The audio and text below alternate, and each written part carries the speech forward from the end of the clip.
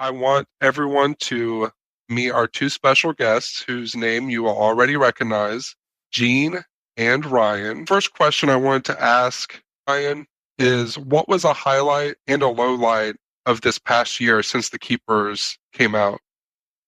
It's a tough question to answer, but I think the two ladies on the phone line with us and all the other wonderful people that I got to meet while making it, I think made The Keepers for 3 years, I believe, maybe even a little bit more. And to come in completely unknowing of people like Jean and Gemma, and to have left the process feeling so close with them, and that we all accomplished something together that I don't think any of us ever expected to have the impact and the success as far as the amount of people that watched it. I don't think any of us, including myself, ever conceived that that was a possibility at the beginning. So the highlight to me is definitely the relationships that we all formed in making the series over so many years, and the impact that the series had, which we can talk about a little bit later. The low light, hard for me not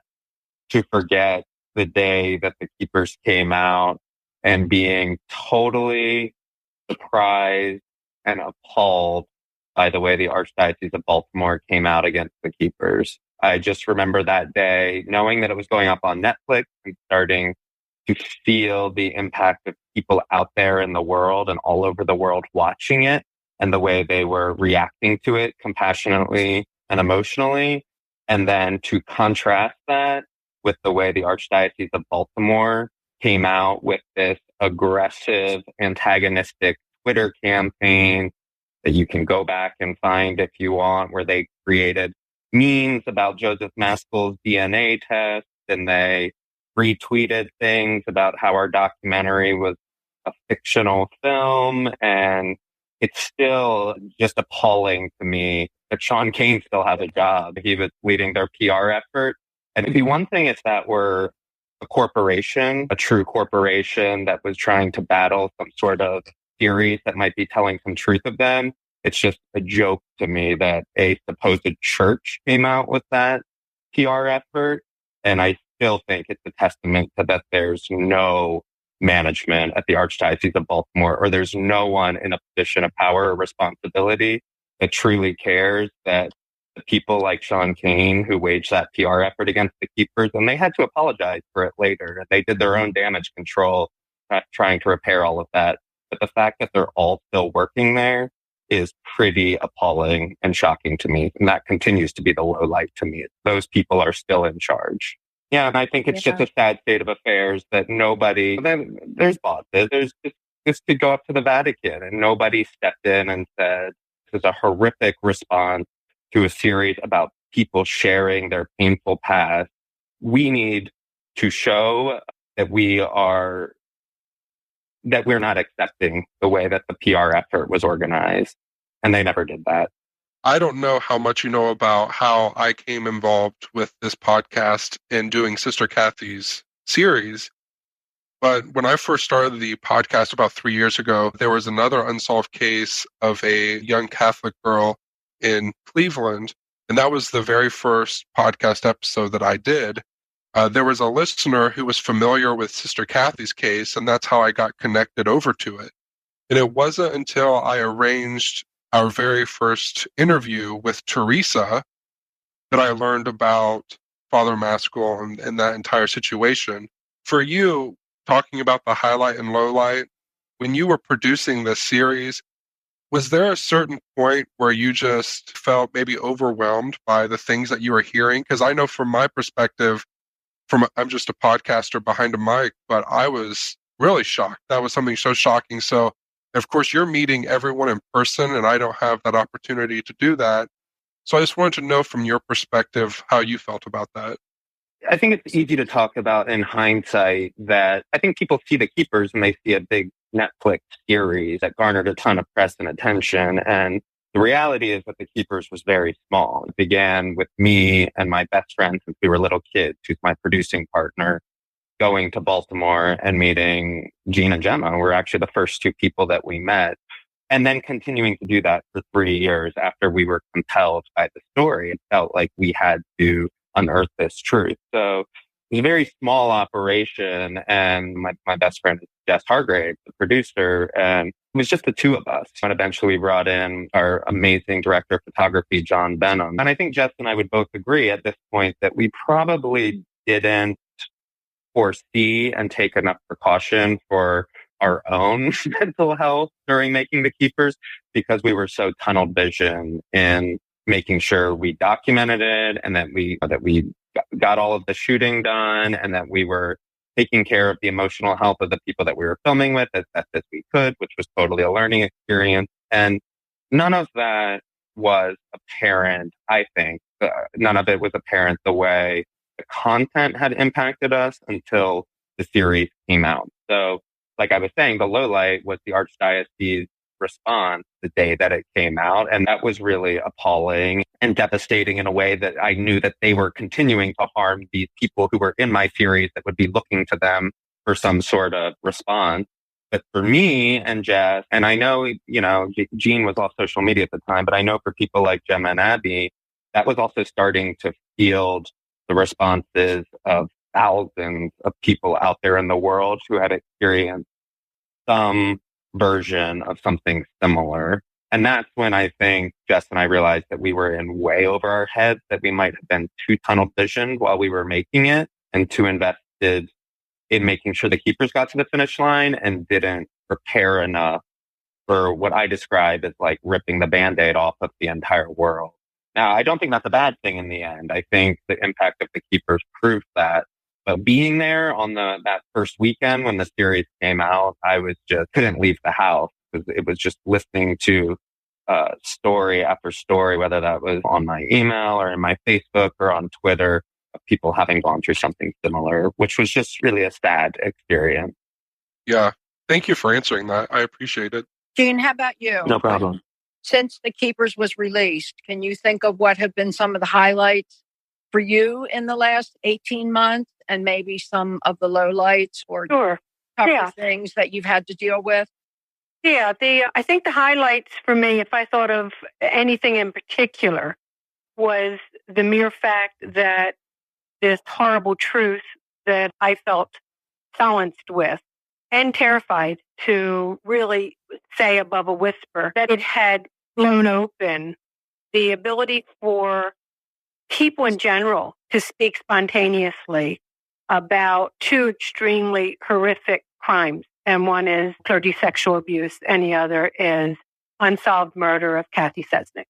Personally, the highlight for me was that it did what I never thought could ever happen, and yet what I had always felt needed to happen and would try periodically to write in order to make it happen.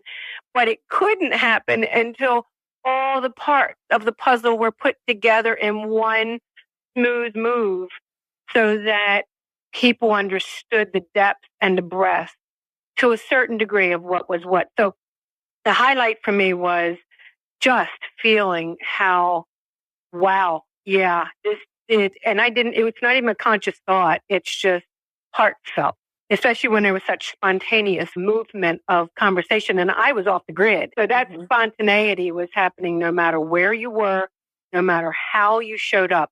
I think the low light for me would be also that same statement. I'm a survivor that has stayed very off the grid. So I got literally off the grid after this came out, but I have purposely not been in the public eye. I have not gotten an education. I have not gotten a profession that provides me with a 401k or a pension, or I have not done the speaking, even with the practice that I have of reflexology and Reiki and life coaching. That's really it's a disguise. I've always known that I could do so much more, but because these people put their hands in my life, I haven't. So I've made the most of what I have. So the low for me would be that I did get thrown into the public eye as a survivor, that you wouldn't know it when you see me, but it was really, truly 3 people in a room or than John. And even the day John came, they asked me very nicely, "Are you okay?" If we'll see. And because this is what I think is important, is that when you know that you need to do it because your heart calls you to it, it's the right thing to do, you'll find a way. And in finding a way, you're not really looking ahead and saying, "Oh shit, I'm going to end up being in the public eye." I had no idea. We had no idea where this was going. We were into it pretty far. Ryan, you can speak to that. Before we even knew, there was never a Netflix to start. There was just these two people who showed up. And I was hoping that these very hard things that I was talking about weren't just going to be shown on Ryan's basement wall. It wasn't just this, Thanks for the faith in my career. You even have a basement, hon? I don't even have a basement. He doesn't even have a basement. Yeah. So I do think that was the low light. The low light was the impact. The impact was the advocate and the survivor. That is the dual edge of severing from myself. So I'm the advocate who's speaking out. At the same time, I'm the survivor who is shocked and thrown back by what it is, still the victim. So I think it took me a full year, I would say, to get my feet back under me and to somehow allow for that recognition, to not feel as if now I have let down all my guards and people can just come in and do whatever they want in my space. So it's funny. The one thing is what I wanted, and the other thing is what I had no idea I was going to really struggle with. I have to hand it to you, Jean, because I know you well enough now to know how resourceful you've been about creating that safety net for yourself. One example that I think I can share is that you always make sure if somebody has pictures to show you, that we're not just going to send you a picture, that you need to know it's coming and you need it in an envelope. And I think you have done a wonderful job in taking care of yourself because you know yourself so well. And so you're willing to speak like you are right now, but you always set up your boundaries, which I appreciate that as your friend and as the person that's asking you the questions now. But I think you've done a great job with that this year.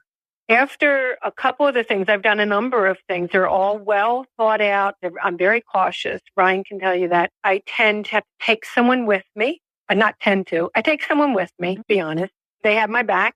I also know what the space I'm going to be in looks like. I don't want to be surprised by questions. So a lot of times I'll have them vetted, or there has to be a moderator who is going to make sure that no question is being asked that will trigger me or throw me into a tailspin, because I didn't remember everything when I started to remember. I am still remembering. And so I can be triggered by something that I don't even know is happening until later. So I do feel that when I usually will do something like John. I asked him if I have to leave when we did a panel over at CCBC, will you go with me? And he said, yes, I will. People don't understand when I say that you have to know yourself enough to say, I'm going to speak of these very vulnerable things. I'm going to open this place that I know I was severely hurt because of the innocent openness that was at that time. You're opening back up there. So to create that space, don't be afraid to spend 2 weeks beforehand. If any of your listeners are feeling like I have something I want to say and I know but I can't do it like she does it, or I don't have that, or I'm not that together. I'm not that together. I spend 2 weeks, like you just said. I have a system that this last year and a half has made me get in place. So I have a safety net. And anyone who is listening who feels I have something I know that I need to do, but I know I can't do it because I'm too, create the space. Be embarrassed. Send me pictures. I need to know what it is that they're going to be asking me. I want to know, are you going to have a problem if I bring someone with me? Will that be a problem if it costs, I also say, and what if at the very end I decide I'm not going to do this? Will you be okay with that? Because you have to respect the victim, that survivor, that flash of all of it that you are. When you start to do these things, which I think the Keeper opened up, the Keepers has opened up the ability for people to use their voices and to speak their truth. And some of us are still suffering from the wound of the abuse. And we can do it, but it just might take a little extra that you need to do. And I think the people that read about you or read on the Keeper's official group page, they need to understand what you're both saying, because they don't see it from your perspective if it hasn't happened to them, or if they haven't been taught. I've been taught by survivors what is right and what isn't right and how to handle a situation. So I think there's a lot of education that goes into it, but a whole lot of just listening to what your perspective is and what you need, not what our goal is. Yeah. So, Jean, I wanted to thank you for saying that, because I feel like our listeners and other survivors of anything, I feel like they're going to benefit from hearing you say that, knowing that they should, if they need to, create their own system and be okay with creating that. This question is for you, Ryan. For you, what was the most intense situation during the filming? Man, some of those moments ended up in the series. There's one moment where Jean breaks down after reading her memories that she had read to the Archdiocese in the 90s, trying to tell them that Father Maskell was an abuser and that just warned them that there was an abuser in their ranks. And we all know now how that turned out. But when she was reading that memory and she broke down was an incredibly emotional moment. And that's not the only time that we saw emotion from Jean, but it definitely was one of the first time that we felt that. And that's an interesting, this is all, a year and a half since the Keepers came out, and then many years since those moments actually happened. Because Jean might remember better than me, but that moment probably happened in the first 6 months of filming. Yeah, my mom are always. Yeah, your mom was there. She was still in a room. She was still alive. Those are always tricky situations as a filmmaker, and I've dealt with this on all of my projects, series, film, even the most light affair and the heaviest affair, and that would obviously be the Keepers, is when you have those types of moments where someone is so vulnerable, so emotional, and wearing their heart on their sleeve. Do you use that moment? That was a conversation that Jean and I had, and I can't remember exactly, but it might be the only time during the making of The Keepers that I actually took a scene. I didn't show it to her, but I detailed it to her and said, I might include this in the series. How do you feel about that? And that was a back and forth conversation of us. And I think, Jean, you're probably the best person. That was the most emotional moment for me in filming, but you're probably the best person to weigh in on why we included that in the end. Yeah, that was, again, I'm very visual, so I'm visualizing your audience. When you think about the idea of what Ryan did, I'm telling you, I had the secret tight and I wasn't talking to anyone. So this particular time when I broke down was probably the first time John was filming. It was very important to me that he tell me how he felt, because he saw me. This is what I was telling them. It's like I opened up boxes and I was pulling things out of boxes and putting them on the table. And the more I did it, the more I couldn't fit them back in the boxes. So this particular time, I kept also trying to stay separate from Ryan. Like, he's just the director. He's just getting what he wants. He's going to be gone before you know it. I had to be like tough, figure out what you get from this. He came in and he said, somewhere down the line, I would like to use this. And he spelled it out for me what it was. And my first response to him was, why? Just to get more viewers? And I took him through the ringer a number of times, and he looked at me square and said, no. He said, you really do come off very in control. And I think it would be really helpful if people saw that that doesn't always happen. That is, as I say, it's part of my coping mechanism. So he explained himself as a director, for him to take the time to explain why he would like to do this, even to ask. Later is when it sinks in, I was shocked. So yes, I felt like each time he did something like that, Ryan, you know this, every time you did something like that, I felt the trust in you deepened. And for the work that we were doing, and then all of the other survivors you were listening to, talking to, enjoying, we laughed as much as we would cry like that. I just think that you allowed us to be a part of what you were doing instead of you coming in and just filming us. And it's an interesting point because you did ask me, was it for the ratings or was it to get more viewers? And that's a totally understandable question. And the interesting part, I think, about this series, and where I really have to give credit to Netflix as our partner, is that actually is the type of situation, that is the type of scene and content that distributors would normally be afraid of. What's popular is true crime and the whodunit and murder mystery. And frankly, that's probably what Netflix thought they were signing up for. That's probably what I thought I was signing up for. You know, most people's entry point to the story is the murder of Sister Cathy. And in filming it, I was realizing very early on, and definitely throughout the 3 years over and again, that this had to be a deeper story of systemic abuse, of child sex abuse, and couldn't just be the whodunit. And I think those types of scenes of like Jean breaking down after having read a memory of horrific child sex abuse is actually a very dangerous scene to show in a documentary because it could very easily lose viewers of people saying this is not what I signed up for. And I always like to give Netflix credit that not once when I showed them cuts of the film and they were weighing in all through the final year as I was editing, did they ever push us or even question us of going more into the true crime aisle and steering away from the child sex abuse or the hierarchical problems that led to all of this.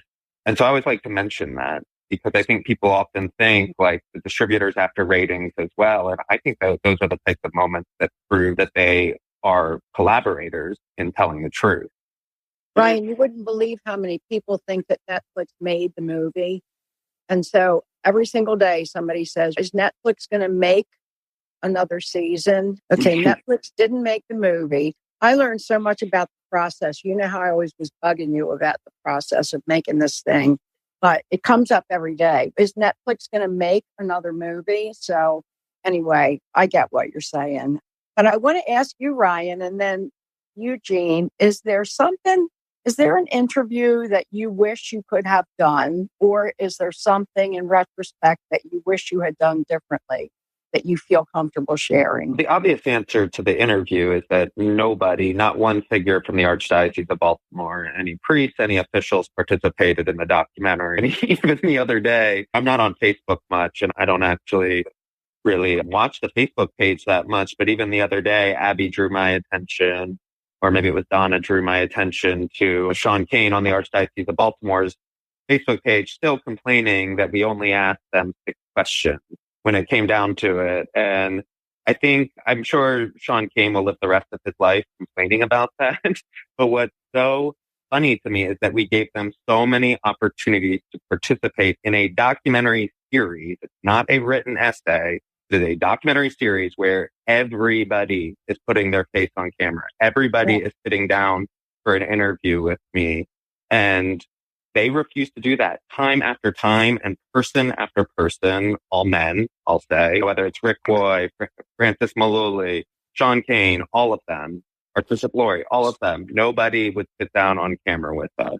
And I think, unfortunately, we never got to push that then in the series. We never got to actually get the truth out of them because all they wanted to do was prepare answers that run it through lawyers, make sure that they were sending everything in a way that wouldn't set precedent. And there was no sense of transparency. And just the other day, I think it was today, an article in The Sun where Sean Kane and the Archdiocese patting themselves on the back for the sense of transparency they created. And I just think, having been the filmmaker behind The Keepers, I just think that's a total joke. I'm glad you saw I think that it's article. I think it's laughable. Yeah. So my mom sent it to me. My mom sent it to me to say, oh, look at what they're bragging about now. And it's really difficult for me to read that stuff because I know I come from a Catholic family from Baltimore. I know people that are still in that church, and I don't understand how people going to the Catholic Church in Baltimore or anywhere in Maryland or anywhere can read an article like that and not want to buy. We give it back to them, Ryan. You'd be so proud of everybody who writes their opinion on the Archdiocese Facebook page, and they haven't taken it down yet. That's what I saw. Yeah, so that's one of those conversations that I was looped into. For you, Jane, you're on the phone with 3 people who are used to interviewing other people. For you, is there anyone connected with this story that you would like to sit down and talk to? There's a couple of people that came to mind. I would love to have been a fly on the wall. See, I'm still furious. That's what I was saying to Jem at the beginning there. It's like they had a chance. You had an opportunity. You all had this man in your hands and you let him go. And so for me, being someone who sat so close to that point, I have no trust in anything that they're doing. I have hope, a little hope that maybe they'll do something now with what they're doing. But I sat up close and personal. I sat up close and personal when they made me think we were on the same page and that they were going to truly want to take this man out of a location that he is around tons of kids and people who could very well be hurt or swayed by him. So that being up close and personal for me had a different kind of impact. So when I think of the judge, I think he said very clearly, you 2 ladies look like you're fine. I can still pull it out of my deposition if I wanted to. You 2 look like you're fine. One, you got your family and now you're getting your education. Look like you've done okay. I can tell you just, I wasn't even in the room because I couldn't go to that point. But when I read it, when I heard it, it's a slap in the face. It was such a ignorant statement of unknowing because either you had to come in a wheelchair and be crazy. Then it would be, okay, we can tell something really terrible happened to you. Or you come in being the warrior that you had to be in order to make anything of your life. And they say, you look like you're fine. I don't see why we need to even say anything really is a problem here. And that guy also said, was the name Chaplin? He also said, but it's not that I don't believe this happened. Of course, they're working all with that statute of limitations, but it was to me, that was just a facade. That was a barrier. That was a nice little wall that was there. I would love to have been a fly on the wall when he saw all this blow up and in a positive way. We asked Jean about her thoughts on Deep Throat. Deep Throat was a code name Abby and Jim had used for someone who had important information but requested to remain anonymous. This person states they were present at the time of the infamous cemetery dig when boxes and bags belonging to Maskell were dug up from a 10-foot by 10-foot hole. I wrote Deep Throat at one point and said, so far, it's all survivors, people who have been through this hell are speaking and are finding the courage and the ability to speak their truth.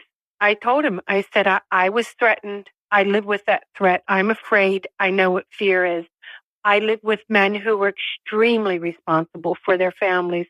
I know what that's like to be in the presence of men who take that responsibility seriously.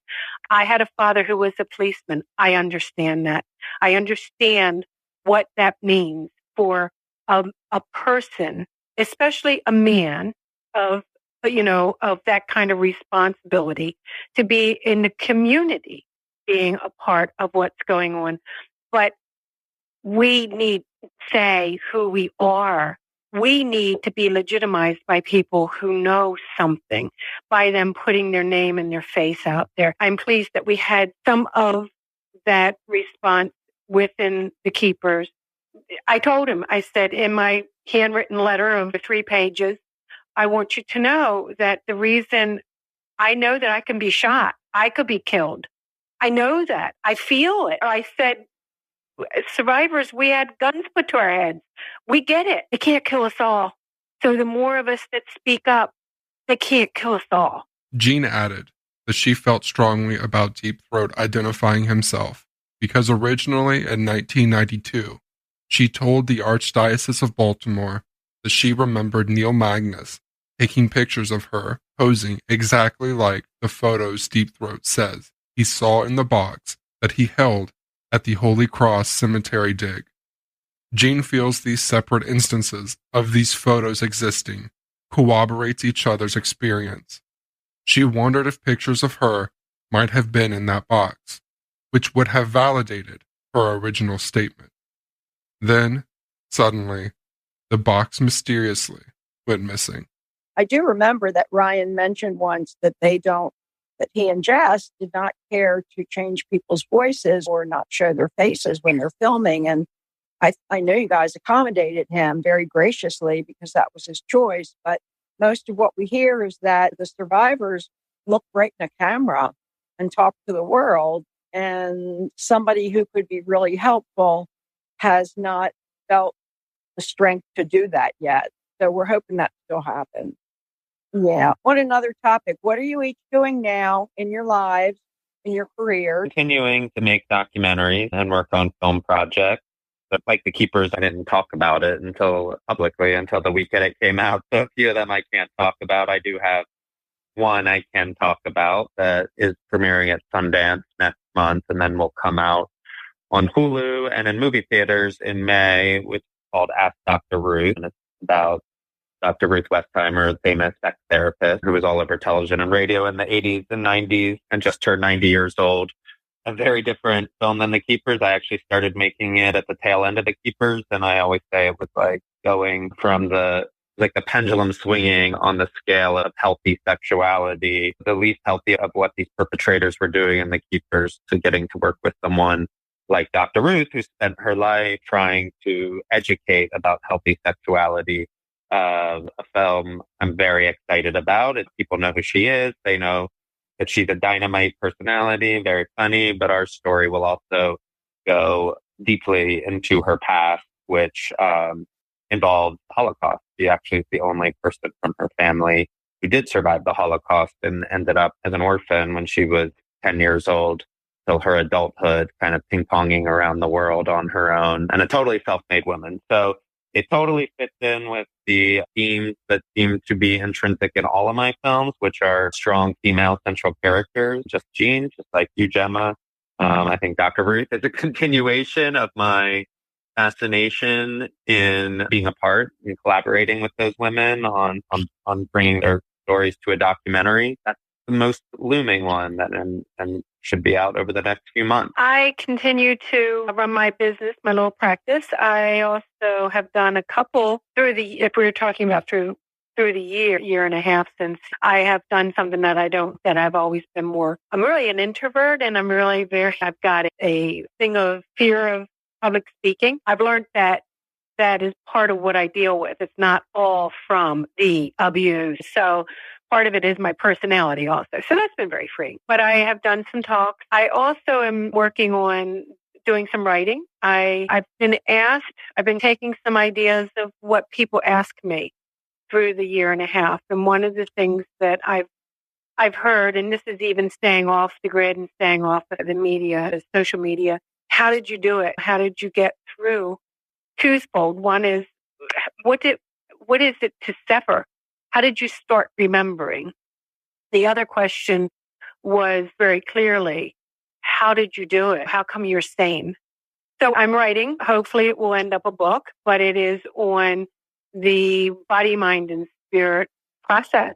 The book Jean is writing doesn't have a title yet, but when it's finished, we will certainly share it. She did previously publish a book called Conversations with Myself, a collection of poems, which can be found on Amazon. Do you know yet when your new book will be out?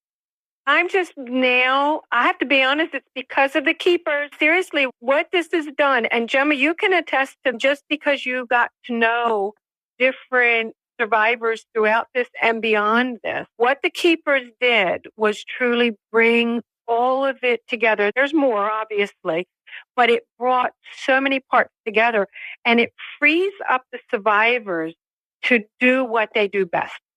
So Teresa, it's legal. And Donna, there is a medical edge to what she does and the way that each of us are doing. So for me, every time I would try to write in the last 25 years or 23 years, I couldn't, because I wanted to talk about this part. And you can't when no one knows any of the rest. Now that The Keepers is out, I have gone further in my writing than I ever did the other 3 or 4 times that I tried to write about this. So that's a very exciting thing for me. My brother Ed is helping me with this. We meet once a week, and we are doing a lot of work around parts and pieces so that we then will be able to find ways to put them all together. But we're starting now with just like puzzle pieces, like everything was before The Keepers, put them all together. Join us next week for part 2 of our conversation with Ryan and Jean.